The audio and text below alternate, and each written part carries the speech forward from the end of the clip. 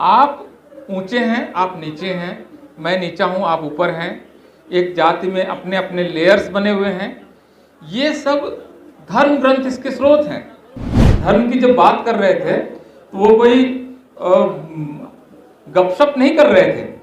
वो भारत के 85% आबादी को एक ऐसी चेतना से मुक्त कर रहे थे जो उनको नीचा दिखाती है एक जैसे किसी और व्यक्ति से। ये किताब इतनी जलन पैदा करेगी, ये किताब इतनी ईर्ष्या पैदा करेगी, ये किताब इतना गुस्सा पैदा करेगी दिल्ली और महानगरों में और बड़े बड़े विश्वविद्यालयों में, इसकी आप कल्पना नहीं कर सकते हैं। आप जब पेरियार ललई सिंह पर काम करते हैं तो बहुत सारे लोगों को नाराज भी करते हैं। धर्म ग्रंथों की बनाई हुई व्यवस्था की वजह से भारत के 85% लोग नीचे करार दिए जाते हैं। तब तो आप क्या धर्म मान रहे हैं और मैं क्या धर्म मान रहा हूं, इससे हमें लेना देना होना चाहिए।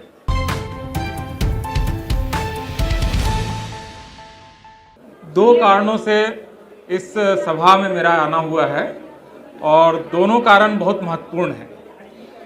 पहला कारण, क्योंकि इस बीच में दक्षिण भारत के जो समाज सुधार का और सामाजिक क्रांति का जो काम कर रहे हैं लोग, उनके साथ उनके काम के बारे में नए सिरे से जानने का मौका मिला है। और तमिलनाडु और कर्नाटक, इन दो राज्यों में गांवों में जाकर इस बीच में जो सामाजिक बदलाव वहाँ हुआ है और उत्तर भारत में क्या नहीं हुआ है, इसको एक तो देखने का मौका मिला है।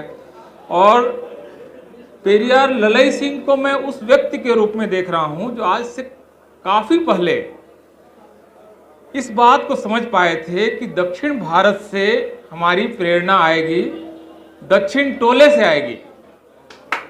दक्षिण से किसी चीज का आना बहुत महत्वपूर्ण है, क्योंकि दक्षिण जो है वो अशुभ है। लेकिन उन्होंने अपनी प्रेरणा का स्रोत दक्षिण में पाया, और दक्षिण एक प्रतीक के रूप में भी है। वो सिर्फ दिशा नहीं है, उत्तर जाना, पूरब जाना, पश्चिम जाना, लेकिन दक्षिण मत जाना। कई इलाकों में ये कहावतें चलती हैं, माताएं बच्चों को सिखाती हैं। दक्षिण टोले में गांव का सबसे जो सामाजिक व्यवस्था में नीचे का व्यक्ति माना जाता है, उसको घर दिया जाता है, वहाँ बसाया जाता है। तो दक्षिण टोले को से ज्ञान लेकर उत्तर टोले में आना, ये हैं पेरियार ललई सिंह यादव। बहुत बड़ा काम है। आज की तारीख में दक्षिण भारत के ज़्यादातर राज्य स्वास्थ्य और शिक्षा में अब यूरोप के आसपास जाने की कल्पना कर रहे हैं। कोई फ्लो ऐसा नहीं है कि दक्षिण भारत के लोग अब उत्तर भारत में आकर नौकरियां ढूंढ रहे हैं, ऐसा नहीं है। अभी उत्तर भारत के लोग ही वहां पर ज्ञान के लिए भी, नौकरियों के लिए भी जा रहे हैं। कुछ तो है जहां से उन्होंने ज्ञान लिया। तो पहला कारण मेरे आने का ये है कि पेरियार ललई सिंह को याद किया जाए और उनके जो दक्षिण के साथ उनके संपर्क हैं उनको याद किया जाए। दूसरा कारण ये है कि इस काम को करने का जो अध्यावसाय, जिसको मैं लगभग तपस्या के आसपास का शब्द देता हूँ, धर्मवीर गगन ने इस काम को 7 साल हर दिन जिस धैर्य के साथ किया, तब जाकर ऐसा एक ग्रंथ आता है। ये आसान काम नहीं है, बहुत मेहनत का काम है, बहुत धैर्य का काम है। और मैं अपनी आलोचना कर रहा हूँ, मुझमें वो वाला धैर्य नहीं है, जोखिम भी है। आप जब पेरियार ललई सिंह पर काम करते हैं तो बहुत सारे लोगों को नाराज भी करते हैं। यहाँ पर खुश लोग हैं, आप सारे लोग खुश हैं ना कि पेरियार ललई सिंह की किताब आई है। ये किताब इतनी जलन पैदा करेगी, ये किताब इतनी ईर्ष्या पैदा करेगी, ये किताब इतना गुस्सा पैदा करेगी दिल्ली और महानगरों में और बड़े बड़े विश्वविद्यालयों में, इसकी आप कल्पना नहीं कर सकते हैं। पेरियार ललई सिंह की 5 वॉल्यूम में किताब आ रही है, उनकी सारा किया हुआ काम सामने आ रहा है। देश और दुनिया की लाइब्रेरी में ये किताब जाएगी, लोग पेरियार ललई सिंह के बारे में जानेंगे। आप कल्पना कीजिए कि इससे कितनी जलन पैदा हो रही होगी, कितना गुस्सा पैदा हो रहा होगा। और हो सकता है कि आने वाले दिनों में धर्मवीर गगन को ये झेलना पड़े, पीएचडी होने के बावजूद, देश के सबसे अच्छे विश्वविद्यालयों में पढ़ने के बावजूद। हो सकता है कि ये जो उन्होंने काम किया है, इसका उनको, जिसको बोलते हैं नतीजा झेलना पड़ेगा, जैसा बोलते हैं ना। सोचा समझा उन्होंने रिस्क लिया है। ऐसा नहीं है कि वो बालक अबोध हैं, उनको नहीं मालूम कि पेरियार ललई सिंह पर काम करने की क्या कीमत उनको चुकानी पड़ सकती है। बहुत गंभीर काम है, साधारण काम नहीं है। बाबा साहब को लेकर एक सामाजिक स्वीकृति पूरे देश में बन चुकी है। आज की तारीख में आप बाबा साहब जिंदाबाद जय भीम बोलेंगे, उसकी एक स्वीकृति है। वो केजरीवाल से लेकर मोदी भी बोल लेते हैं, वहाँ तक दिक्कत नहीं है। लेकिन उन महापुरुषों से ज्ञान लेकर थोड़ा सा और कंटेम्प्रेरी, थोड़ा सा और तात्कालिक, थोड़ा सा और आज के लिए क्या रेलेवेंट है, इसको लेकर आने वाले जो लोग हैं, ये ज़्यादा चिंता और ज़्यादा परेशानी पैदा करते हैं। देखिए, ये बहुत महत्वपूर्ण बात है कि पेरियार ललई सिंह की एक जीवन यात्रा है, जिसके बारे में बहुत सारे लोगों को मालूम है कि उनकी जीवनी है, उनका एक निजी जीवन है। वो किस तरह से फौज में जाते हैं, फिर सामाजिक सुधार के काम में जाते हैं और अंत में बौद्ध बनते हैं। एक पूरी लाइफ की एक जर्नी है, पूरी एक यात्रा है। लेकिन उसके साथ साथ ये देश भी एक यात्रा कर रहा है, तो दो यात्राएं साथ साथ चल रही हैं। और इन दो यात्राओं में महत्वपूर्ण ये है कि पेरियार ललई सिंह यादव हमेशा अपने समाज को आगे ले जाने के लिए अपने वक्त के बाकी तत्व चिंतन से आगे चल रहे हैं। क्योंकि देखिए, अब कोई कह सकता है कि भाई आप धर्म ग्रंथों की मीमांसा क्यों कर रहे हैं, आप राम या रामचरितमानस के बारे में क्यों लिख रहे हैं। ये सवाल अगर आप इस हॉल से बाहर निकलेंगे, यहाँ तो चूंकि सहमत लोगों का समूह है, ये सवाल आपस में शायद हम नहीं पूछते हैं, लेकिन बाहर आपसे पूछा जा सकता है कि भाई निजी जीवन में कोई पूजा कर रहा है, उससे आपको क्या समस्या है, आप क्यों परेशान हैं, आपको क्या दिक्कत है। धर्म तो निजी आस्था का विषय है ना, मतलब निजी, मेरा निजी विषय है कि मैं अपना ईश्वर के साथ किस तरह से संवाद करूं अगर मैं ईश्वर को मानता हूं, मेरा निजी विषय है। आपको क्या समस्या है, आप क्यों परेशान हैं, कोई पूछ सकता है। लेकिन भारत में जो हिंदू धर्म है, खास करके जिसको आप सनातन धर्म कहिए, हिंदू बहुत बाद का शब्द है, आप सारे लोग जानते हैं कि जनगणना वगैरह में हिंदू बहुत बाद में आया है, ये पर्शियन शब्द है, किस तरह से आया है, स्कूलों वगैरह में पढ़ाया जाता है।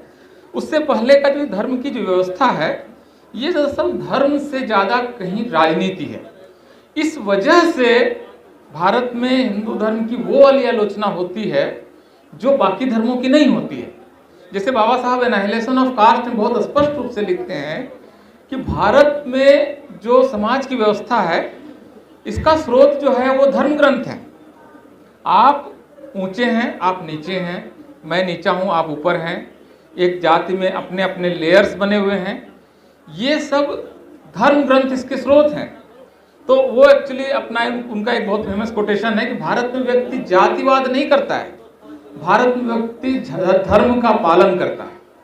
चूंकि वो धर्म का पालन करता है और चूंकि धर्म ग्रंथ उसको जाति सिखाते हैं, गीता से लेकर वेद तक में और उपनिषदों में, इस वजह से धर्म ग्रंथों की आलोचना कर रहे हैं अब सारे महापुरुष। इस वजह से धर्म ग्रंथों की आलोचना कर रहे हैं ज्योतिबा फुले, इस वजह से धर्म ग्रंथों की आलोचना कर रहे हैं कबीर, इस वजह से धर्म ग्रंथों की आलोचना कर रहे हैं रैदास, और उसके बाद क्या है वे सारे महापुरुष, जिसमें कि पेरियार से लेकर ललई यादव है। वरना धर्म ग्रंथों से क्या लेना देना है। अपने घर में, निजी जीवन में, अपने पूजा घर में मैं क्या कर रहा हूँ, किसी को क्या लेना देना है। लेकिन अगर धर्म ग्रंथों की वजह से, भारत की धर्म ग्रंथों की बनाई हुई व्यवस्था की वजह से भारत के 85% लोग नीचे करार दिए जाते हैं, तब तो आप क्या धर्म मान रहे हैं और मैं क्या धर्म मान रहा हूं, इससे हमें लेना देना होना चाहिए। इवन कर्पूरी ठाकुर तक, ये सारे लोग धर्म की जब बात कर रहे थे तो वो कोई गपशप नहीं कर रहे थे, वो भारत के 85% आबादी को एक ऐसी चेतना से मुक्त कर रहे थे जो उनको नीचा दिखाती है, एक जैसे किसी और व्यक्ति से। जो अभी कह रहे थे कोई कि 6 साल का बच्चा भी पैर छुआ लेता है 6 फुट के आदमी से, तो ये जो खुद को नीचा मानना है, ये असल में आपके निजी जीवन की प्रगति को रोकता है, इसके आपके निजी प्रोग्रेस को रोकता है, आपके आर्थिक रूप से समृद्ध होने को रोकता है, आपके जो बौद्धिक विकास है इसको रोकता है। जब आप मान लेते हैं कि कोई और सत्ता जो है उसने ये नियत तय किया है कि आप नीचे हैं, तो इसलिए पेरियार को, ललई सिंह को पढ़ते हुए जो आप में से जो लोग इस ग्रंथ को पढ़ेंगे, आप इस बात का बिल्कुल ध्यान रखें कि ये धर्म की आलोचना जो है वो गपबाजी नहीं है, ये बहुत एक बड़े प्रोजेक्ट का हिस्सा है, जिस प्रोजेक्ट की शुरुआत आप तथागत गौतम बुद्ध के समय से लेकर, कबीर से लेकर रैदास तक, और उसके बाद के सारे साहू जी महाराज, फुले से लेकर बाबा साहब और रामस्वरूप वर्मा, पूरी कतार है, आप 40-50 नाम तो तुरंत ऐसे ही गिना सकते हैं। तो ये एक प्रोजेक्ट है, ये काम है, ये, और इस काम को जिन लोगों ने किया है, मैं आपको सिर्फ एक आंकड़ा दे के ख़त्म करता हूँ, लास्ट 30 सेकेंड। भारत में जो लोग बौद्ध बन गए, जनगणना में इसका तो आंकड़ा होता है ना, लोग अपना धर्म लिखाते हैं और धर्म लिखाने के साथ 40 सवाल और होते हैं जिसमें सब बताना होता है कि पक्का घर है, कच्चा घर है, कितनी ज़मीन है, ये सब लिखवाना पड़ता है जनगणना में।